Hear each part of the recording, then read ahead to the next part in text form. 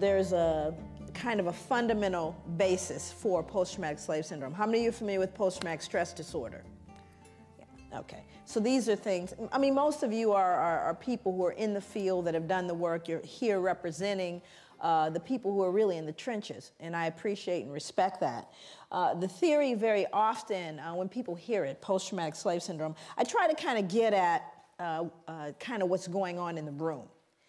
There's ambivalence, there's feelings of, you know, what? Come on now. What are we saying now about the slavery thing? It's over. You know, get over it. You know, we're done. We have that kind of feeling. And how possibly is she drawing a connection between something that happened so long ago in contemporary society? You know, come on, are you trying to find an excuse? Are you trying to blame people? You know, these are the natural kind of knee-jerk reactions to hearing the term post-traumatic slave syndrome. However, I would submit to you that, you know, it's based on research. So I did about 6 years of research specifically looking at violence. My area of focus is violence. And I'll cover that in my, my PowerPoint. Also, some of you may not be able to see points of the PowerPoint, but we're going to make it available to you. So you don't have to worry about it. There's a website where you'll be able to download my PowerPoint. Isn't that correct? Did I say that right? Okay, so that part you don't have to worry about. But I kind of want to set the ground so that we can all advance and move forward together. Now, the reason I do that and the reason why I began that way is because there's an assumption, a fundamental assumption in a room this size with people very well educated, people very well exposed, that we're all entering this discussion at the same level. And we are not. I can guarantee you we are not. We all have our ideas and our beliefs, and then we all have our experience. For example, the people of color that are in the room, all the people of color that are in this room are arriving in this room at a different level because they have lived in this skin. And we're rarely given any kind of appreciation or understanding of what you have to live with walking through the world with this skin. So you kind of come in at a different level of awareness about the discussion. And then you have folks that come into this discussion that are educated around it, that are clear about it, but can't really empathize their way through it. In other words, it's not a feeling thing, it's a cerebral thing. So some people stay intellectual because that's a level of comfort. Nothing wrong with that. But very different from the person who lives in the skin. It is personal and it is emotional. Okay, so all of that's going on in this room even before we get started. But as people committed, you know, it may get a bit uncomfortable. But that's okay, because it's been uncomfortable living in this skin. It's been uncomfortable. And we have to learn how to deal with that discomfort and stay in the room. So when we look at the fundamental premise of trauma, and we understand the nature of trauma, we know that there have been other groups that we've looked at the etiology of contemporary behavior based on multi-generational trauma. One group, Jewish Holocaust, families of Jewish Holocaust, and the fact that the Jewish community is very, very clear about honoring that Holocaust. So much so that Spielberg will probably make another movie.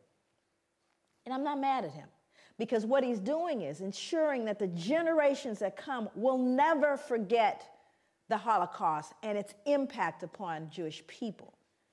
You'll look at folks throughout the world, even Aboriginal folks in the United States, where more focus is being done on what colonialism has done.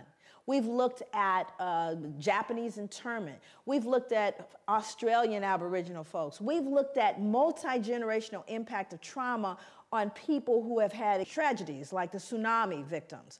We'll look at everybody. But when it comes to looking at Africans, there's a visceral response. Oh, come on, let's not. Why are you? And it's a curious thing as a social scientist to me that you get so much pushback when you talk about Africa. And we look at the legacy of slavery. You get so much pushback, but more importantly is why do you get the pushback? See, as a social scientist, I'm less concerned with the material, which I'm clear about. I'm more interested in why the behavior. Why is there such reticence at looking at this issue? And the answer is, when you peel back the layers of this, we peel back everybody's layers. Everyone gets naked in this room, and that's not always comfortable. It's also very comfortable to talk about the other's pathology. And the reason why I think that becomes important is so that when we begin to engage in this discussion, we don't find ourselves falling victim to the fear, guilt, all of that stuff that's not useful to anyone. It's not useful. This means we're going to peel the layers back. And while 246 years, as it were, in American history of American chattel slavery, starting with 1619 to the ratification of the 13th Amendment in the United States, we're looking at 246 years of American chattel slavery. And it's very comfortable, and I think to some degree people can say, you can't have 246 years of trauma and expect that nothing happened, especially when that trauma was followed by more trauma, especially given the fact that there was never a point of healing. Not difficult to do the math here. This is not deep and philosophical. It really makes sense. But you know what else is true? You can't have 246 years of folks engaged in a traumatic experience that were white that went unaffected. That means everybody has been affected and infected by this thing. So that's the part that gets uncomfortable, because it's usually okay to look at the other. We're going to look at everybody. This is going to be one where we really show the elephant in the room, and only for the purposes of recognizing that unless we do so, none of us can heal. This is not a process that any of us can do individually by ourselves. This is a collective process. And so therefore, we're all going to be engaged. And it's not just a pointing of fingers at anyone. It's recognizing that you and I, all of us, have been impacted by historical multi-generational trauma. Now, let's look at it very specifically.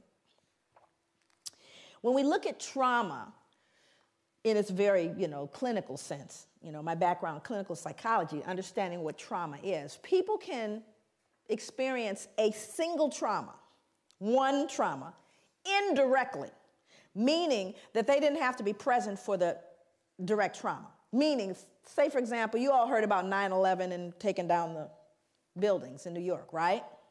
Yes? 9/11. Everybody in the world got told about that. Matter of fact, I think everybody in America got diagnosed with post-traumatic stress disorder as a result of that. But I would submit to you we were traumatized long before that. But there were individuals that were at ground zero, and I know them. My niece was in one of the buildings. So she decided, while she was in one of the buildings, they kept telling her, just stay where you are. They kept saying, stay where you are. We think people should stay where they are. She said, and everything in her mind said, get out. So she got out. Matter of fact, she leapt over the security guard to get out of the building.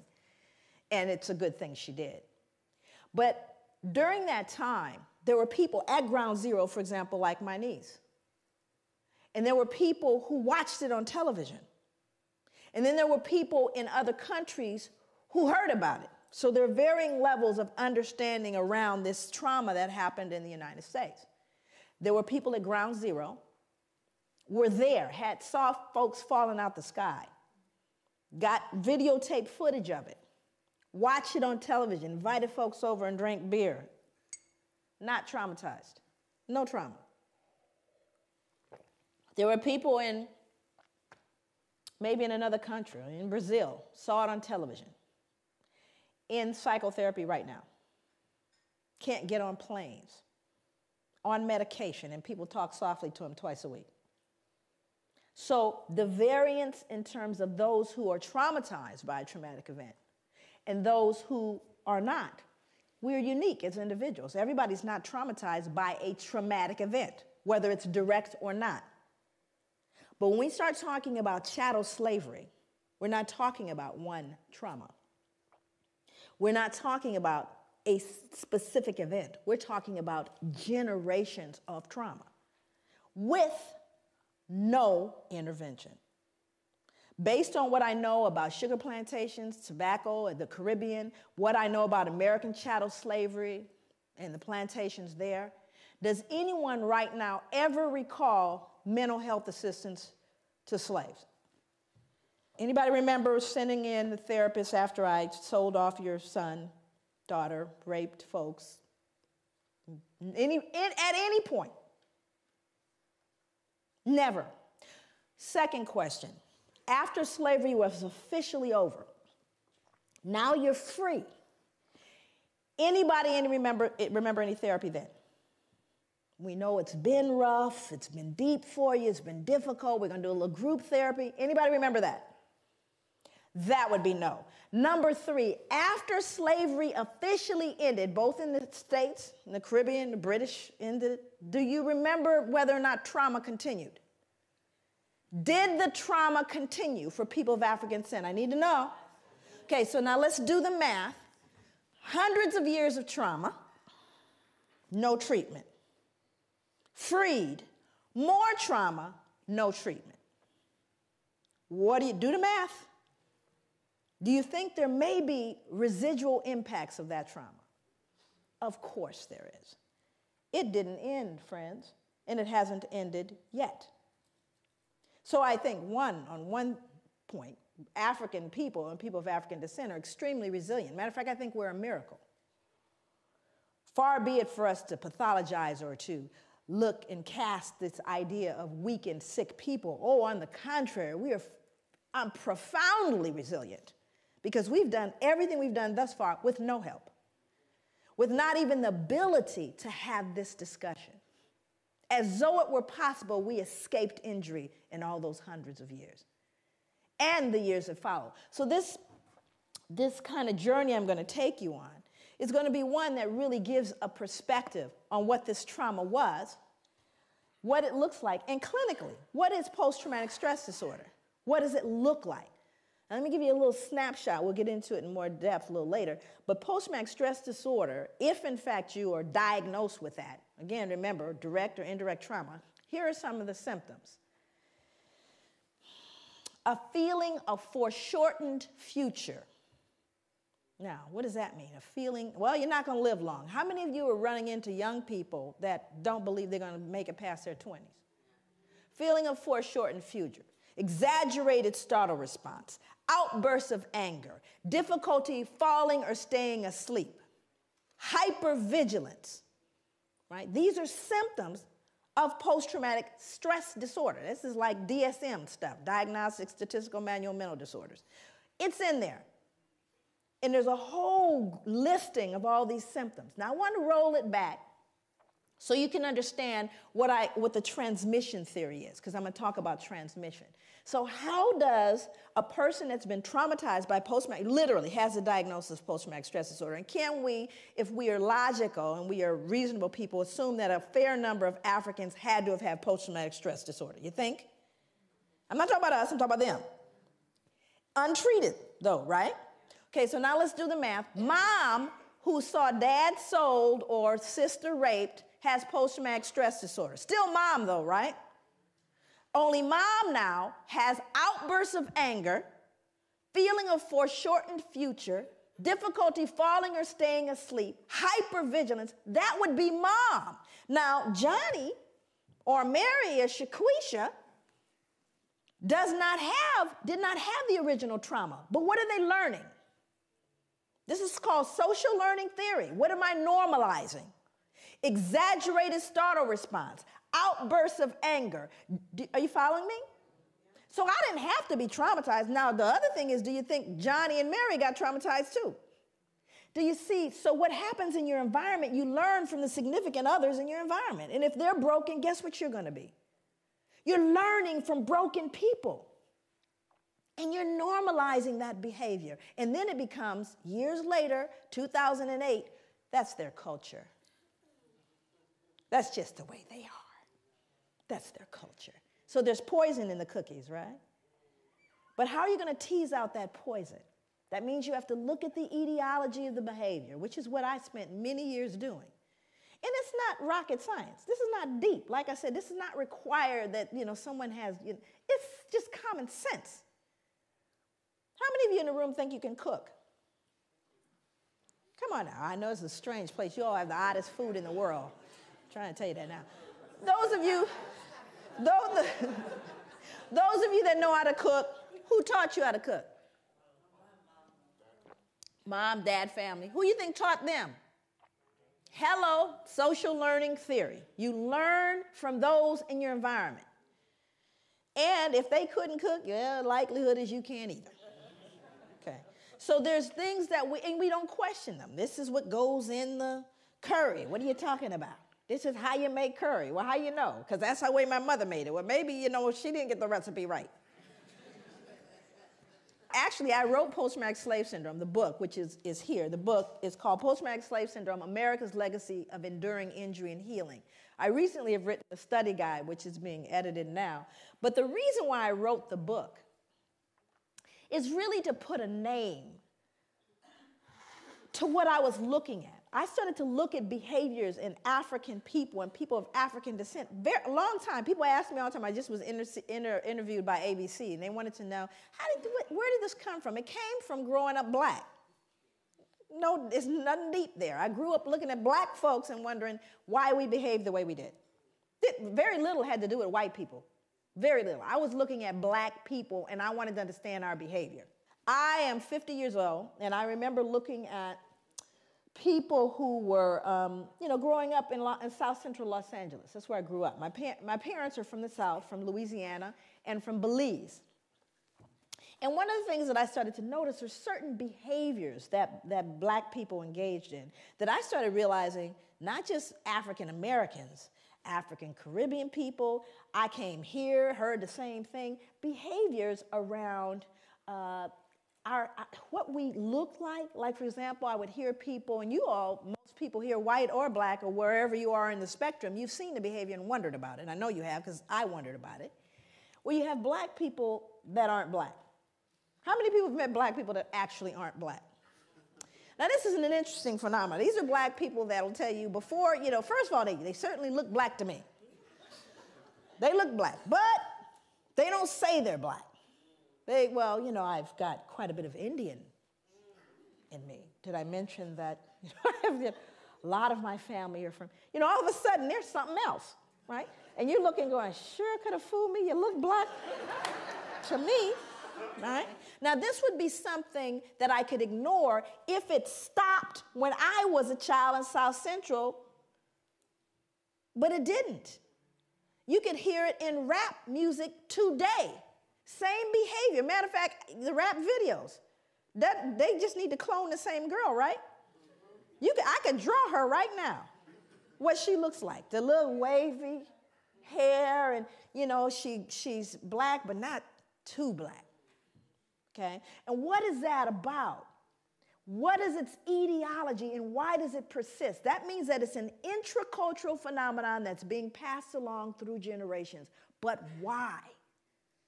What is this self-loathing that I see in contemporary black folks? I'm not going back to slavery. I'm talking about today, who hate and despise the reflection in the mirror. That's what I wanted to know. So that's what led me on my journey, if you will. Again, not an unusual journey. Of course, I'm going to kind of pop back and forth through British history and American history. James Madison was a very important figure in American history, President of the United States, 1751 to 1836. He said, blacks are inhabitants, but as debased by servitude below the equal level of free inhabitants, which regards the slave as divested of 2/5 of the man. This is called the 3/5 compromise. And what they were trying to figure out is, what are we going to do? How are we going to count these black folks? Because, based on how many people you have residing in a particular state, the more representatives you can send to the House of Representatives, and thus the more power that particular state can wield. So the question was, how do you count the slaves? Well, Southerners, who of course enjoyed slavery, they wanted to count them. They said, yeah, count them. That gives us more power. Where the Northerners saw it as an opportunity to abolish slavery, said, well, you can't count them because you don't consider them human. How can you count people who have absolutely no freedom that you do not count or treat as human beings? So the agreed upon solution is to count 3/5 of a state's total slave population. And so as a result, they became 3/5 of a man, divested of that. But it's almost as though you're not talking about a human being anymore. And that's what's scary about this. And I always start my talks by saying that when you see folks dressed up like this, and I know you all see a lot of them, you should get worried. I always get concerned when I see them dressed up like that, like this guy here. This next guy was someone that I struggled with. You all know him, Richard Oswald. He's the son of a Presbyterian minister, international trader of enslaved Africans. What's so deep about this gentleman is how wealthy he became as a result. He would be worth, based on the 1700s, right now he would be worth 68 million. Based on the number of slaves, the slave trade, and colonies, ships, all the stuff that he basically utilized. But again, these folks are held in high regard. When I read about him in your history, you would never know. Google him. You'd never know the ugly trade that he was engaged in because we've sanitized it, you see. It all got kind of sanitized. But what's important is to understand the wealth amassed. And see, this is where people get afraid, particularly Europeans. This is where the whole, oh my God, dare I say the big ugly word, most folks are afraid of, because we don't really care too much about the healing stuff. Go on and get better, you people. But don't try to touch the resources. That would be reparations.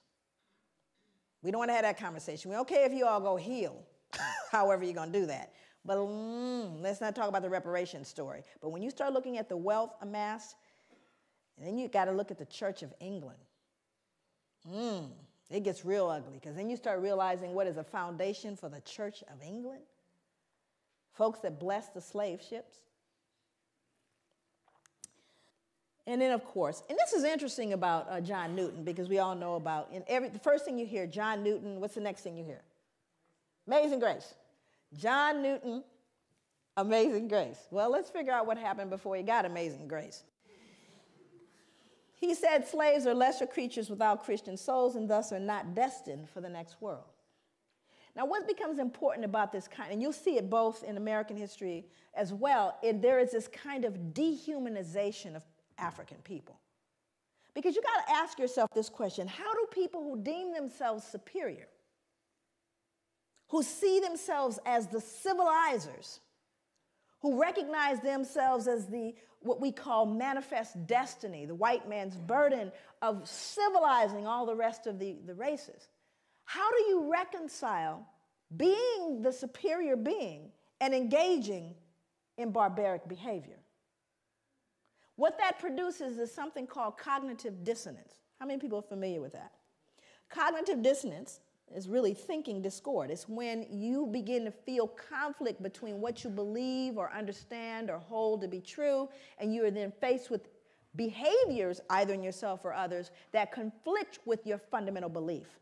It produces cognitive dissonance. Human beings don't function well with cognitive dissonance. You must remove the cognitive dissonance in order to function. So in order for people to perpetuate slavery and to perpetuate that whole system that lasts for centuries, you had to remove all dissonance associated with it. Can't be anything wrong with me. Certainly isn't us. We're the civilizers. We're the superior, so it must be them. Oh, yes. Well, you see, they don't even have souls. Now I can go to sleep because I'm not really dealing with a human being. Are you following me? Okay, let's see what else he said. He said, when the women and girls are taken on board a ship naked, trembling, terrified, they are often exposed to the wanton rudeness of white savages. The prey is divided upon the spot. Look at the choice of words, the prey. Resistance or refusal would be utterly in vain.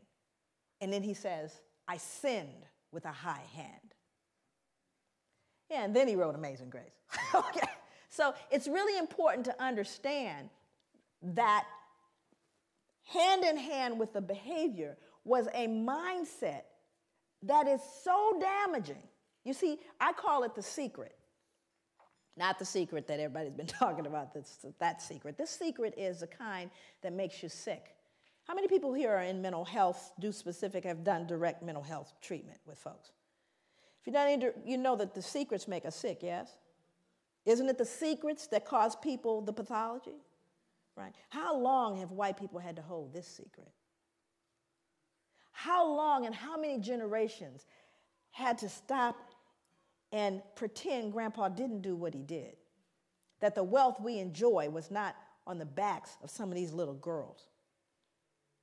Think about how long one had to keep that secret. And the only thing you could do is either pathologize the other. It's all their fault, because it certainly wasn't great-granddad. Look how well he dresses.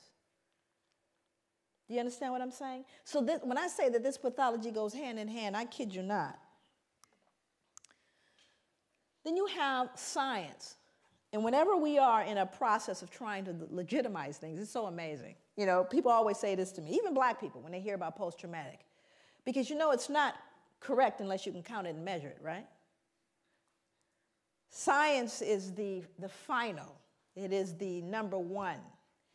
If you can say it's scientific, then you basically trump everything else, right? Science determines reality. So if we can scientifically assert a thing to be true, then in fact it is true, because it's scientifically proven. It's a scientific fact. Matter of fact, that's what people will tell you when you try to say to them, I don't know if I agree with you. You know, it's scientific. It's a scientific fact, what I'm saying here, right? Which somehow makes it what? True. And it's also in a book. Now, let's do the math. It's in a book, and it's scientifically proven. Did anybody here realize that recently we lost a planet? Anybody know what planet we lost? How you lose a planet? You know, I became fond of the little picture with we lost a planet. We didn't lose a planet. You know what it means? Science was wrong. Now, have they ever said, you know, we were wrong about that planet thing? No. It's called a paradigm shift. So let's go to science. And I think it's important that we do. So we go to someone named Carl von Linnaeus. Now, Carl von Linnaeus becomes an important character in this whole conspiracy of silence and legitimacy and removing the dissonance. Carl von Linnaeus developed a system based on a criterion of skin color and laid the basis for 19th century racial classification. Linnaeus properly began the science of anthropology. So here we have the father of anthropology. Although color classification of races dated back to the ancient Egyptians, anthropologists refer to Linnaeus's Systema Naturae of 1735 as the first modern study of man. While Linnaeus advanced classification with his use of a color criterion, he also fixed on his 4 families of man certain moral and intellectual peculiarities that continued into the 19th century anthropological vocabulary. He described Homo Americanus. Who might that be? That would be Native Americans, American Indians. Homo Americanus. And what did he say about them? He said they were reddish, choleric, obstinate, contented, and regulated by custom. Homo Europaeus, as white, fickle, sanguine, blue-eyed, gentle, and governed by laws. Homo Asiaticus, that'd be Asians, as sallow, grave, dignified, avaricious, and ruled by opinions. And Homo Afer, as black, phlegmatic, cunning, lazy, lustful, careless, and governed by caprice. These insights into what Linnaeus defined as racial character, personality traits, behavior, intelligence, language, and a host of other related categories were transmitted into subsequent attempts at a science of classification and became more fixed than the races themselves. Not a shred of science here. But it is in a book. And it's touted as science. And what's more important, you know, my students, I teach graduate students in social work. And they'll say, but Dr. Leary, my God, we're looking at 1707 to 1778. We are, right? After all. But do you not hear these same attributions today? You know, those blacks, they're lazy, you know, all of the exact same, am I telling the truth? In your newspapers, in your accounts of them, do you not hear these very same things? So does it matter that it started in 1707 and 1778 and has no scientific merit? That's multi-generational, is it not? It's being passed along. Part of the swallowing into the social gullet. Those are the beliefs, you see. So it doesn't matter whether it's true or not. And thank you, Carl von Linnaeus. Again, he's removing the cognitive what? Don't they deserve to be treated the way we treat them? Have we not just justified what we've done? After all, I just told you this is who they are. We're not wrong. We're just trying to keep the domestic tranquility. Makes sense. I'm having a clicker thing. There we go. Johann Friedrich Blumenbach. Just look at him. He's not right. We could tell already. But he had to contribute his part as well. He says, now this man, Johann Friedrich Blumenbach, he was an individual. How many of you are familiar with the term Caucasian? Oh, yes. Then you know Johann. He would designated 5 races or varieties of man in the second edition of his work on the natural variety of mankind. His division into Caucasian, Mongolian, American, Ethiopian, and Malayan races, with the added Carl von Linnaeus descriptive peculiarities, became the subsequent basis of most 19th century anthropomedical studies. While Carl von Linnaeus founded his system principally upon skin color, Blumenbach considered a combination of color, hair, skull, and facial characteristics as fundamental means for classifying the 5 varieties of man. Central to his study was the Caucasian, a term which he originated. He took the name Caucasian, listen for the science, from Mount Caucasus because its southern slope had cradled what he felt to be the most beautiful race of men, the Georgian. The Caucasus near Mount Ararat, upon which the biblical ark came to rest after the flood, seemed the appropriate source for the original race of man. No science yet. Now I'm going to quote him. These are his words. For in the first place, the stock displays, as we have seen, the most beautiful form of the skull, from which is a mean and primeval type the others diverge by most easy gradations on both sides to 2 ultimate extremes. That is, on the one side, the Mongolian, on the other, the Ethiopian. Besides, it is white in color. Anybody here ever met a skull that wasn't? Besides, it is white in color, which we may fairly assume to have been the primitive color of mankind. Zippity-doo-dah, no science, nothing to found this whole thing. He figured white skull, humanity began white. It's scary, but it's in a book, and it's touted as science, and we swallowed it without question.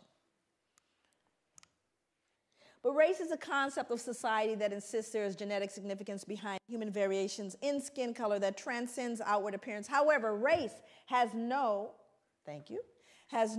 scientific merit outside of sociological classifications. There are no significant genetic variations within the human species to justify the division of races. Mankind is one. We are one humanity. Isn't it a shame that we are still debating that in 2008? But the reason why we continue to debate it is we still try to reconcile the ugly stuff that we've never dealt with.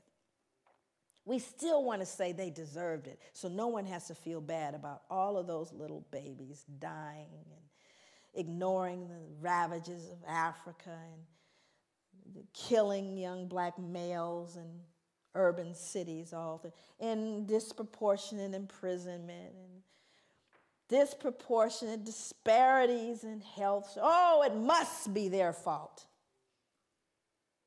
How do you reconcile it? You see, rather than deal with it, we just continue to try to justify the behavior. Thomas Jefferson, you all know him? Yes, he's one of my favorite people, actually. I close out my book with a soliloquy from Thomas Jefferson. I actually end my book with it. Because Thomas Jefferson made a statement. Here's a man highly regarded in the United States. I mean, there are more statues of him than probably anybody. And he made a statement towards the end of his life, he says, "Indeed, I tremble for my country when I consider that God is just and that his justice cannot sleep forever." You see, it haunted him to his grave because Thomas Jefferson knew. He knew what would happen. Matter of fact, he predicted exactly what we're dealing with today, what happened between people of African descent and those of European descent. Predicted it. He was a bright man. How do you reconcile behaving in such a barbaric way? Well, let's see what he said. He said blacks smelled bad and were physically unattractive. Well, this was inconsistent with his behavior because, you know, he fathered slaves, Sally Hemings. So it didn't smell that bad, huh? Now, here's a more important one. He said we required less sleep. Now, that one's more interesting to me. Why would he need to? What dissonance was he feeling that he would need to believe that blacks required less sleep? Why? What did he do? You know, he owned slaves. So what do you think? How hard do you think he worked them? What was the work day for a slave? Sunrise to sunset. But do you have any empirical evidence, Joy? Can you prove that? Because you know, if you can't write it, you know, count it and measure it, it didn't happen in European culture. Is that correct? You got to count it and measure it. How many of you have measurable objectives? Measurable outcomes. You better measure it. I don't care if you tell them. Can you tell your boss really, truly, at the end of the year, we're doing better now? I've been to work every single day I've watched, and I can guarantee you we're doing better. Is that going to fly? That would be no. That means you have to count it and measure it. And if you didn't count and measure, it didn't happen. So when you start looking at the notion of requiring less sleep, that's an interesting thing because I have to believe if I work you that hard. And boy, I got humbled when I found out how hard folks worked in the sugar plantations. Ooh-wee, I got humbled by how hard folks in the Caribbean were worked. But what I decided to do is I looked at the Library of Congress. Most of my work over the 9 years that it took to write the book, 6 years of that was research. The other part of it had to do with doing interviews of elders and reading slave narratives, and there are thousands of them. This is just one taken from the Library of Congress. Sarah Gudger from North Carolina wrote, "Never known nothing but work, never knew rest, felt like my back was going to break. This the gospel truth." Then I looked at what happened in the sugar plantations, and this was amazing. One final set of grim numbers underlines the way slaves on sugar plantations like Codrington, which was a plantation in Barbados, were systematically worked to an early death. When slavery ended in the United States, slaves imported over the centuries had grown to a population of nearly 4 million. When it ended in the British West Indies, total slave imports of well over 2 million left a surviving slave population of only about 670,000. More than twice as many slaves were shipped to the island of Jamaica alone than all 13 North American colonies combined. The Caribbean was a slaughterhouse. In fact, the reason why there was more importation of slaves to these plantations is because they died so frequently. They were treated so badly, ate so poorly, that females never reached their menstrual cycles. They never actually started their menstrual cycles, so they couldn't reproduce, you see. And so many of them died, they had to import more. That's how treacherous it was, you lazy black folks that you are. Isn't that ironic, though? What's so ironic is black people run from the shame of feeling like they're perceived as lazy. I mean, I live with that so much that when I would go to hotels, I would leave it cleaner. Because your mother, everybody's mother taught you, leave it cleaner than you found it. So black folks are so hypersensitive, I was cleaning up the hotel room. Because I wouldn't want anyone to think I'm dirty, right? Now, other people in the audience that are of color, how much harder did your parents tell you you had to work to get to even? How much harder? You had to work twice as hard. Now, how come I knew that about you? How come I knew that? Think about it. And yet, at the same time, white people think we're lazy, you see? But we're so hypersensitive because of the shame, right? And then our ancestors were worked to death to death. Recently, they unearthed a slave cemetery. They unearthed actually a slave cemetery in New York City. It's on Wall Street, by the way, in the shadow of the bull. Unearthed a slave cemetery, and they still to this day, they're struggling. They recently, have done a lot in terms of commemoration. I went to it took me everything to get to it. They had it blocked off so you couldn't get to it, but because they didn't want to deal with it. You can't just bulldoze a cemetery. So here in all these skyscrapers in the middle of it is this little cemetery, and there are slaves in that cemetery. More important than that was what the bones told us, because now you got CSI. Hell, I can go in there and tell you what's going on now. So with the CSI thing, now they've discovered a little bit about the bones. And to me, the most phenomenal thing about the bones is what they told us about those people and how they live. Majority of the people in there were children, infants and children, high mortality, infant mortality rate. They even know what they died of. Died of malnutrition and starvation, because they could tell by the rotting of the teeth and the jawline. So even though they most likely grew food, they weren't allowed to eat it. And then they found something even more peculiar that speaks to this idea of why he believed we required less sleep. They would show a large frame man, and they would find an injury where the muscle actually detached itself from the bone as a result of exertion and not injury. Stay with me.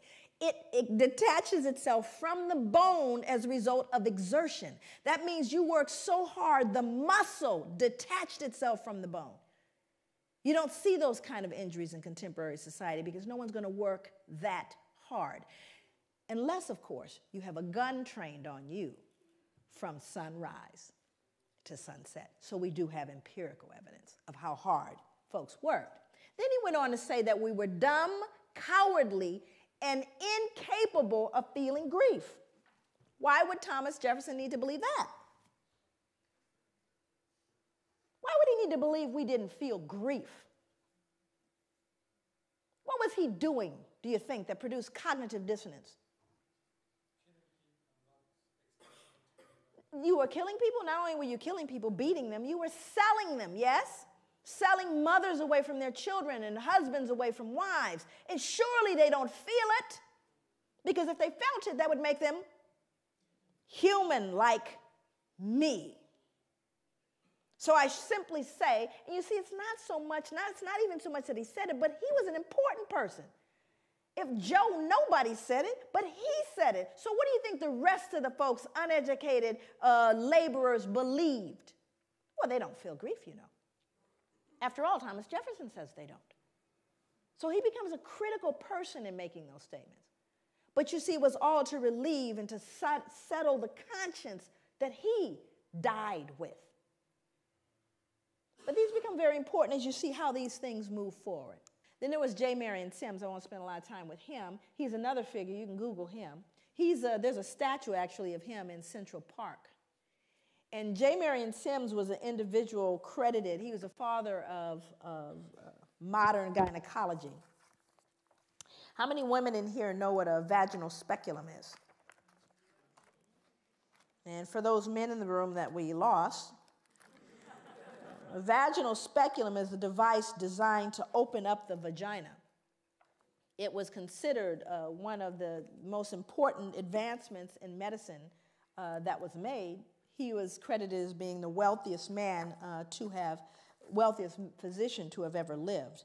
And what's interesting about him, look at the medals pinned on him. I was just very curious about how it was they regarded this man, because no one ever really looked at how did he come up with that vaginal speculum.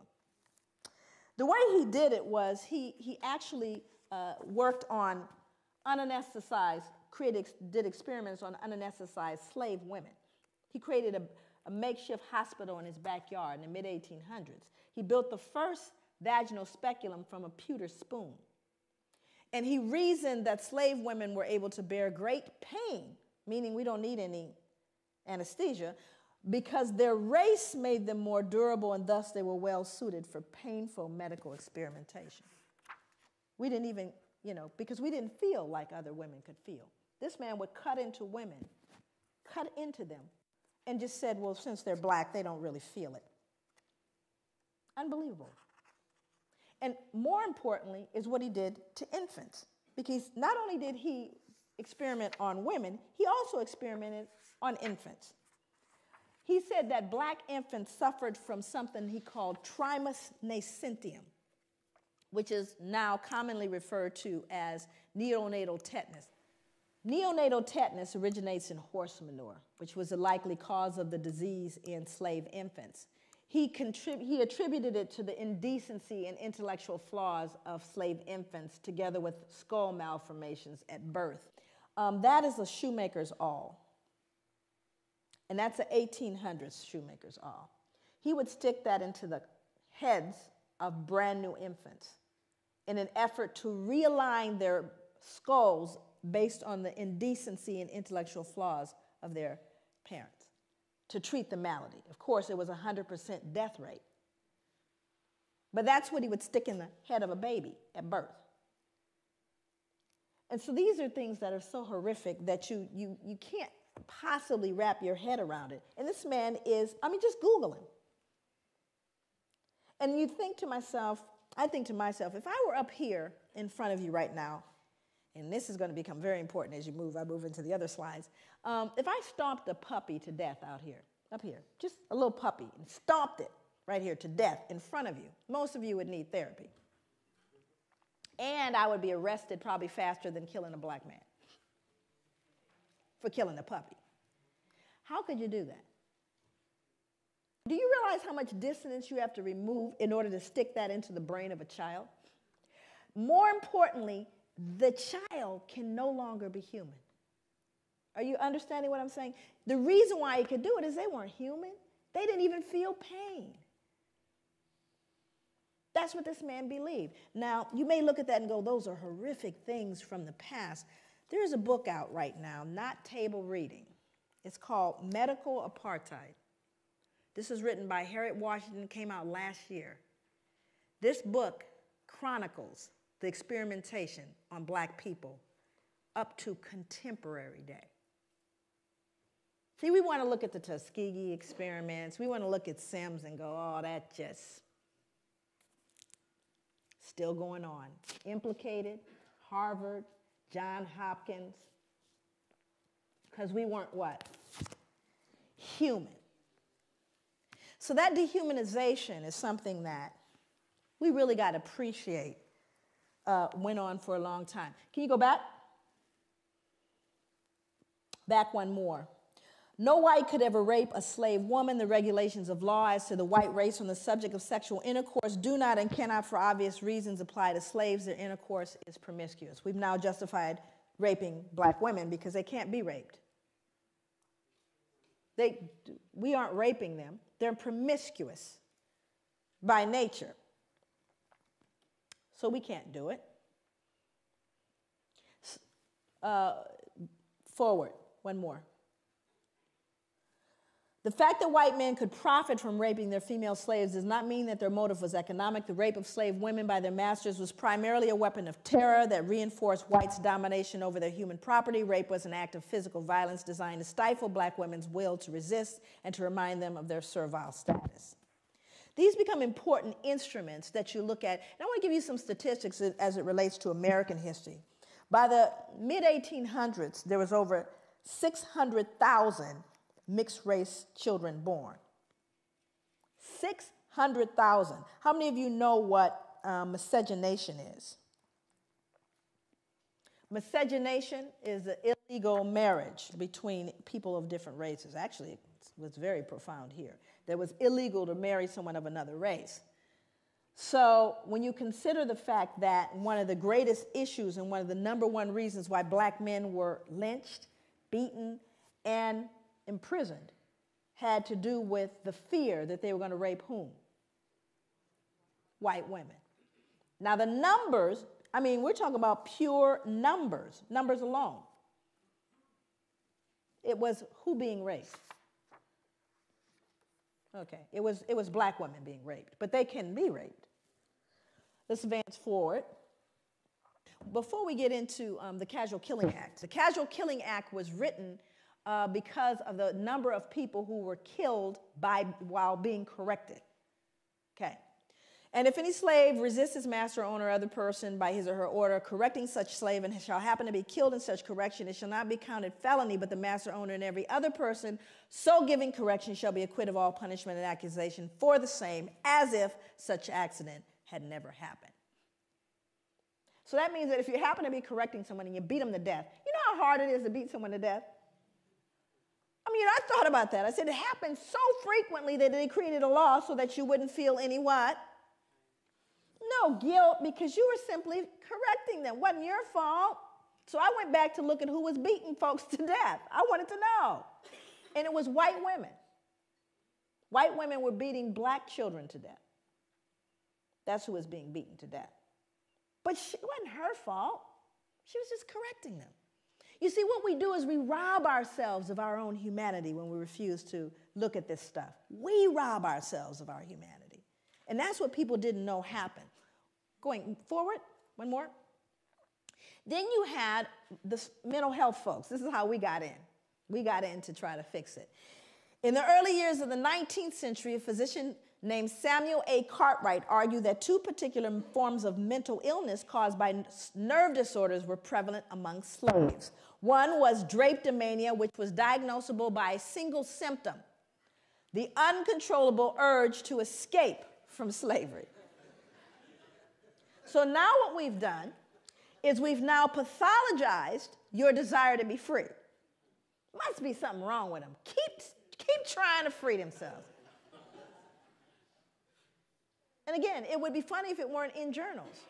You see, all of this is to remove the cognitive dissonance. Now we have, look at all the people joining in. You got Linnaeus, you got anthropology, you got physicians. All of them saying, they deserve it. It's not us. We don't need to adjust anything. And if they just tried harder, how about you people just pull yourselves up from your bootstraps? What's the matter with you? The playing field has been leveled. Well, we're going to see if, in fact, it's been leveled. Or is that conjecture? Move forward. Now, I want you to look at this photo very closely, and I want you to see who's in it. More important than the man hanging, because you got to understand the lynchings that occurred in America happened after slavery, not during. Thousands of lynchings happened after slavery, because this is a reaction to white fear of what we would do once freed. But we didn't create a vigilante group to take out white people, but they did create a vigilante group to take us out now that we're free. See, that happened after slavery. They were called the what? The Ku Klux Klan. They don't wear hoods anymore. They wear suits. But they're alive and well all over the world, even here. So look at who's in the picture. I want you to look at this little girl in particular. You can't see her closely, but she's actually grimacing, like smirking. Now, remember, let's go back to the puppy concept here. She would be loathed and torn up probably if this was a puppy, which means he's less than that, because she's not disturbed. This little girl is not disturbed by this, but she should be, shouldn't she? People always ask me, they go, Joy, what was the impact on white people? There it is, right there. Can't feel any empathy for him. None, zero, zip. There's a little one back here, even smaller. Because whatever she's been taught or told, socialized to believe, makes him no longer human. That's the greatest danger to white people, is that they can't feel it. And there's a reason why white people can't feel what we're talking about. My God, what would you then feel? It's tough. So I've got to believe, oh, it's all over now. It's not my fault. I don't benefit. It's not a big deal. Let's move on. It's not all of those things. But we don't say that to Jewish people. I dare you. But you have to understand, when you unearth this one, that's what we did to our children. Let's move forward.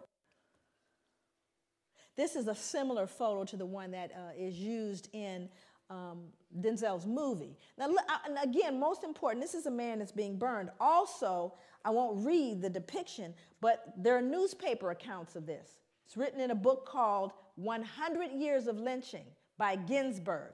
No pictures, just newspapers that say not only did they burn him, they decapitated him, cut him into pieces, and used parts of his body as things to put on mantles. So people would say, get me a tongue, would you, or a liver, a little crisp, so I could put it on the mantle. Now, again, I want you to look at the folks. I want you to look at who's here. We're not talking about the toothless, big gut, hooded wonder, are we? We're looking at plain old, common, dressed up folks. They're squeezing, please, I want my picture taken. Are you following me? This is somebody's cousin, uncle, somebody. And the ability to do that, dehumanize this man and rob them of their humanity all at the same time. All at the same time. That is the most dangerous, treacherous thing that could happen. What did Hitler do? He dehumanized human beings, put babies in ovens. Anything that robs us of our humanity is a danger to everyone.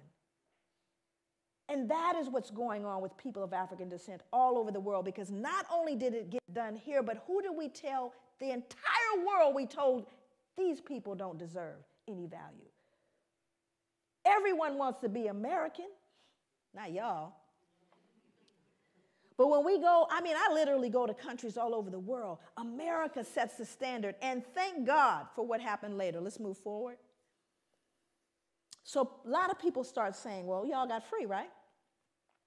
Y'all are free, everything's fine. Because see, whenever you talk about post-traumatic slave syndrome, people get locked there. So there's a myth that after slavery ended, the playing field was leveled. Was it?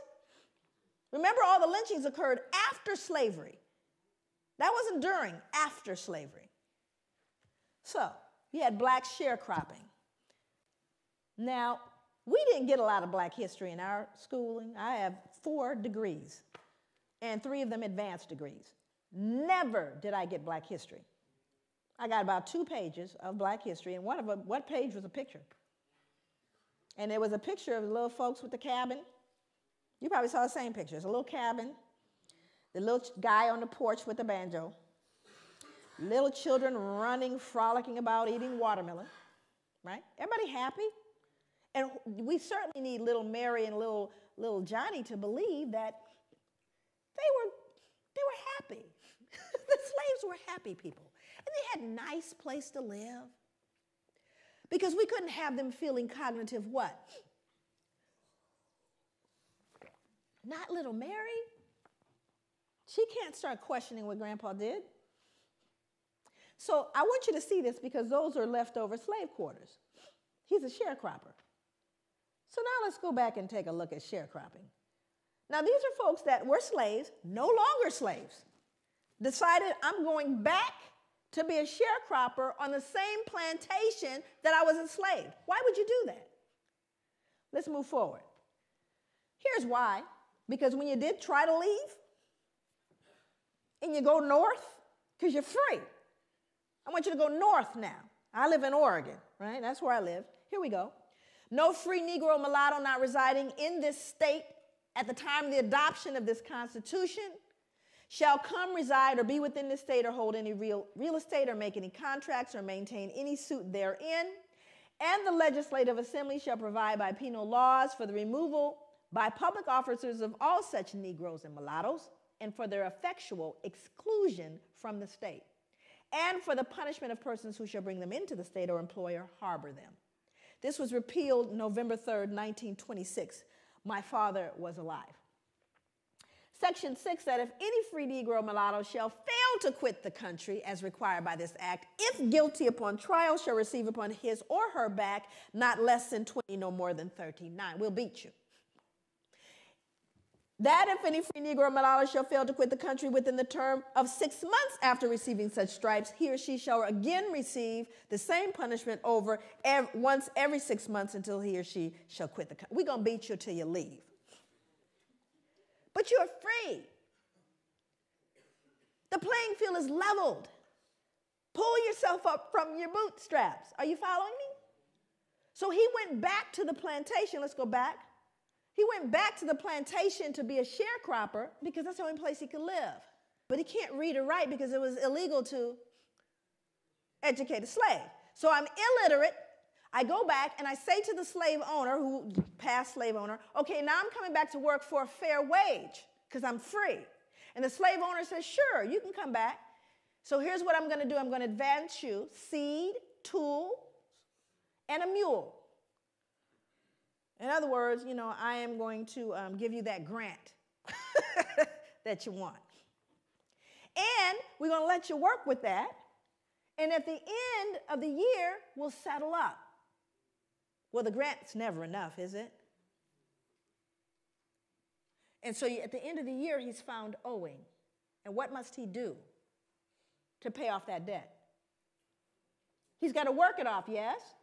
And his children have to work it off, yes? That's called debt servitude or another form of slavery. But you all are free. What are you whining about? Let's move forward. Move forward. So, well, can we lease them? Now, everybody wants to know big issue. You have overrepresentation here. Guess how I know? Overrepresentation in the criminal justice system has its etiology. It was big business then. It's big business now. You're going to get free labor one way or another. New slavery is imprisonment. Well, let's see. Why was this? It was so successful.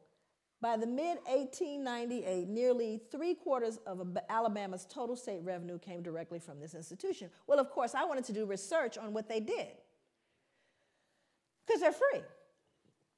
But now we're arresting them at alarming rates. And for what? 12 years for vagrancy, loitering, startling a white woman, looking menacingly at a white woman. That's what they got 10, 12, 15 years for. And many of them, 25%, died under convict lease, more than during slavery, because there were no protections, because now we have another label to justify our behavior towards them. And what's their new label? Well, after all, they're convicts. They're criminals. Don't they deserve it? Do you see what I'm saying? So when did it end, is the question. Move forward. You all heard about Katrina, yes? Yeah.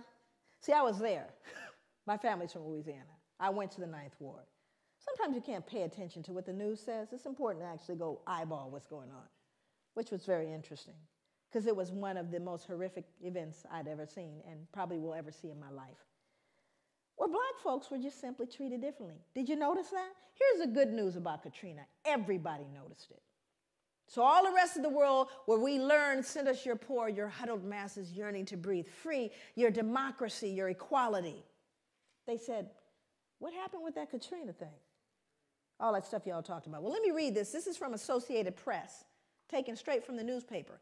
In the front, actually, the top part here is actually a woman, but they think it's a man. Anyway, it says, a young man walks through chest-deep floodwater after looting a grocery store in New Orleans on Tuesday, August 30th, 2005.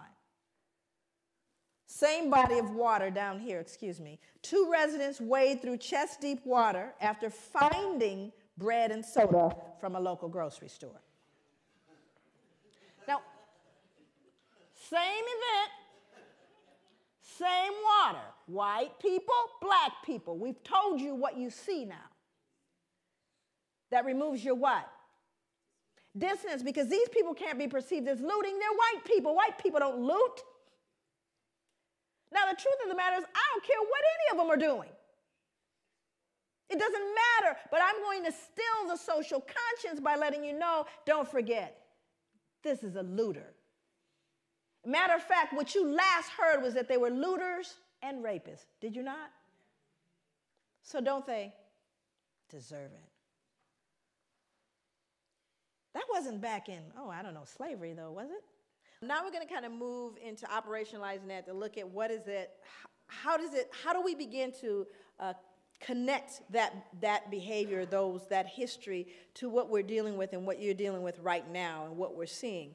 And very often people say, well, is everything post-traumatic slave syndrome? Obviously, that would, trivialize all the work. We cannot lay squarely on the shoulders of post-traumatic all the problems that we see, nor can we place all the problems squarely on the shoulders of white people or any of the above. So hopefully we won't digress into anything that is that foolish in terms of a discussion. Because, that's another thing that happens in terms of trying to deal with the pushback around this. Then we move into extremes, and it tends to dilute the realities that are going on. So hopefully we're way beyond all that. Well, now she's saying everything is post-traumatic. No, I'm not. And most of my work, my background is really in the field, doing work in the community and grassroots. That's where my training was in terms of my clinical work. And just, the fact that I've always been, this work started on the ground. It didn't start here. Matter of fact, I got the attention of places like Oxford and Harvard and, the Ivy League and major institutions, even the FBI, but those were things that happened after I started doing the work on the grassroots level. And so it's, for me, my commitment is to healing. So this is not an exercise in some kind of broad intellectual esoteric. It's really about how do we then take this information and help a person extricate themselves from behavior that they've learned and or been socialized to believe, black and white, and everyone in the middle that's been affected by this. What do we do? So this is kind of looking at the contemporary kind of reflection of the trauma, which is white supremacy and terrorism. That continues. We see that on a daily basis in the United States as well as here. This book is called Breaking Rank by Norm Stamper. Norm Stamper is a 34-year police veteran. He was a chief of police for the cities of San Diego and Seattle. This is a white man, wrote this book called Breaking Rank, and he really did. So all I can tell you is he broke rank. I've been trying to meet Norm. Norm travels quite a bit, and he gets a considerable amount of death threats because of what he's done. But he talked about, and this is contemporary, and remember, that's what we're looking at. How does it reflect itself today? I've heard some police officers refer to prostitute slayings or to the slayings of blacks as misdemeanor murders, employing an unofficial code for them, NHI, which means no human involved. Now, these are on telephone calls. These are on calls that you hear on police officers speaking, hey, what do you have? Well, we have an NHI. We have no human involved. It's a black person killed. Do you see what I'm saying? Again, the dehumanization reflecting itself in just their casual involvement with one another. San Diego cops confessed to a myriad other acts of discrimination, including additionally dehumanizing the references to blacks on a radio call, Justin 1113 nigger. 1113 is a code for an injured animal. How many people think they understand what racism is? Show of hands. Come on, you think you know. I'm not suggesting I know. I just have a couple of definitions that kind of came to me as I thought about. How many people think there are white racists? That there are white racists out there? How many think there are black racists out there? Okay. Now, this is an interesting thing because this becomes important as we begin to define concepts. Now, I do that. I usually define concepts all the way. But one of the things that I do is I try to help people get a picture of what I mean by racism. So tell me how it is. I'm going to, first category is white racism, then we'll deal with black racism. So white racism. Tell me the ways in which white racism adversely impacts the lives of black people. Just what are the ways that white racism can adversely impact the lives of black people as a group? What are some of those ways? I'm sorry? Power, but how is that defined specifically? Education, okay. I'm sorry? Economically, employment. What else? Housing, what else? Policing. Why are we here today? Healthcare, okay. Now, we could actually kind of grow that list. Now we're going to move over to black racism. Tell me the ways in which black racism adversely impacts the lives of white people as an entire group. Thank you. The reason why you become silent, there's one that always comes up, and that's fear. White people are afraid of black people. They are afraid of us. And it's a very interesting thing because black people know it. We know white people are afraid, but you have to start getting into the psychology. What are you afraid of? Why are you afraid? But it's an interesting dynamic. Now, also you see the difference in what racism is, do you not? Racism implies you have not just prejudice, but the power to do something with that prejudice. Now, I don't like you, not only that, but I'm going to control whether you can get, I may say I hate you. I hate white people. I hate them. It's not going to change you getting that, loan when you go to the bank. I can hate you all the way to the bank. Not going to change. Do you see the difference?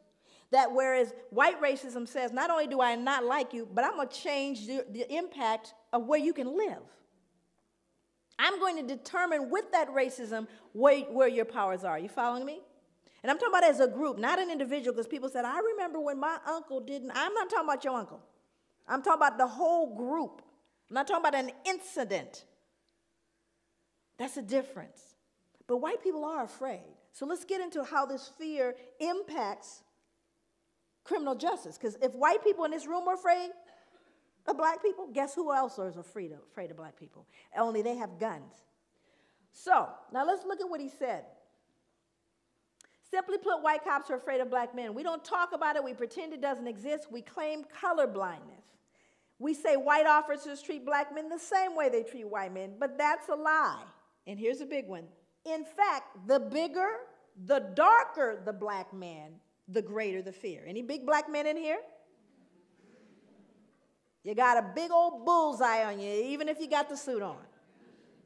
And it's the truth, because statistics bear it out. The African community knows this. Hell, most whites know it. Yet, even though it's essential, if not the defining ingredient in the makeup of police racism, white cops won't admit it to themselves or to others. He goes on to talk about actually learning it in the academy. Norm Stamper, he told on everybody. He had folks indicted. He now lives in a cabin on a mountain somewhere in the San Juan Islands. That's where he lives. Nobody knows where he lives because he knows they're coming after him, and they have. This is a statement from the book also. Race and class discrimination are all too real in every phase of the criminal justice system, from arrest to sentencing. Impoverished black defendants, and this is going to sound familiar to you, are far more likely to wind up on death row than richer middle-class whites, or of the 3,700 inmates now awaiting execution nationwide, 43% are African American.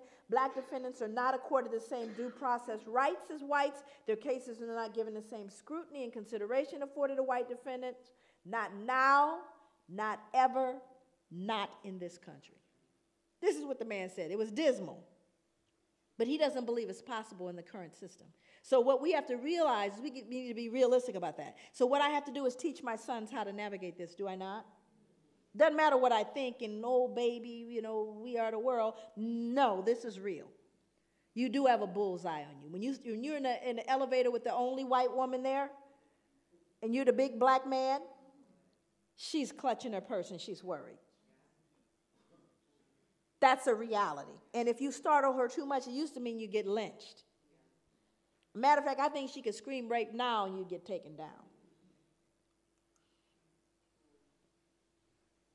Now, this is interesting because this has to do with women. My father used to say if a white man has a cold, a black man has pneumonia. And if a black man has pneumonia, a black woman has cancer. It just kind of figures out that way. In 1986, on-duty California Highway Patrol Officer Craig Payer strangled a San Diego State University student named Kara Knott and threw her body off a 70-foot bridge. Motive, she'd resisted his sexual advances. Now let's go back and understand that, and this is an interesting thing. I worked with adolescent and adult male and female prostitutes for 5 years. I don't want you to get that confused. I'm not an ex-ho. I've actually had people say, gosh, she's come along, she used to be.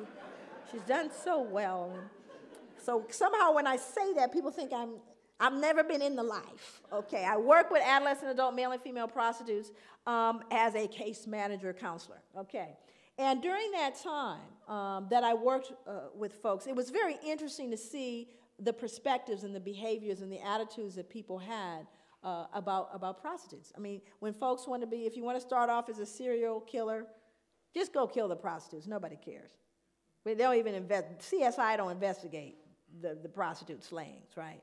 But when we begin to see what's been happening with particularly women of color, you know, just historically, women of color have been fodder for white men. Now, what started in the backwoods or in the cabin with the slaves, it never went away, you know. And I want to speak to this because this is a tough one to swallow too. But imagine they did a study back in the 80s, and they asked men across the board, cross races, if you could get away with sexually assaulting a woman, raping a woman, in other words, and there's no possible way that you'll get, you know, penalized for it, or you ever get, how many of you would consider doing it? This is just regular Joe, go to work with the kids. 70%. 7-0. Said if I could do it, I would do it. Imagine being able to do that for a couple hundred years with impunity. Imagine, you don't have to worry about, you know, you talk about pedophilia and all that. Imagine being able to buy that. And then you could beat it to death, too, and get another one. I know it's tough to wrap your head around, but what happens to an appetite created like that? Where you could rape a black woman anytime you wanted to, and it wasn't considered rape because she was promiscuous. Hundreds of years. We're not talking about a few years. Hundreds of years. Protected by the law. No moral. You could go to church. It was all good. Where do you think that went after slavery ended? It didn't go away because guess who's the number one? You got folks who are pimping the women, and then you got the ones that are buying them. And who's buying them? Same middle-aged white males between 35 and 60, married with children. 5 years I work with them. These are the Johns. Still are the Johns. And still are getting hold of some of that black body. Are you following me? This is really important to know. It just mutated into something else. So now we have to figure out a way within the legal perspective to deal with these women who are out of control.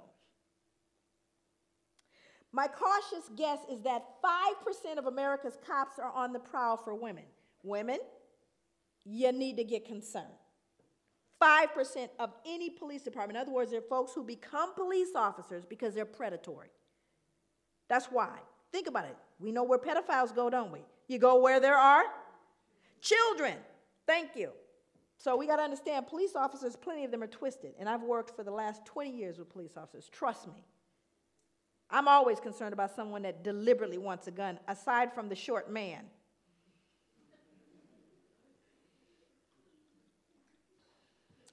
In a department the size of Seattle's, that's 63 police officers. In San Diego, 145. In New York City, 2,000. The average patrol cop makes anywhere from 10 to 20 unsupervised contacts a shift.